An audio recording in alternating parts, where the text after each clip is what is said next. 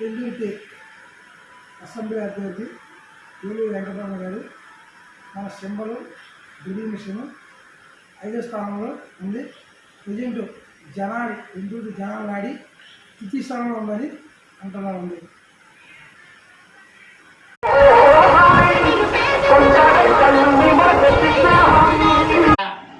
ఇప్పుడు కలవడం జరిగింది కాబట్టి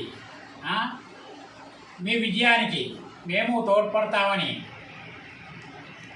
మీ గెలుపుకి మేము సాయం చేస్తామని, మీరు గెలవాలని ఆ దేవుణ్ణి సదా కోరుతున్నాం.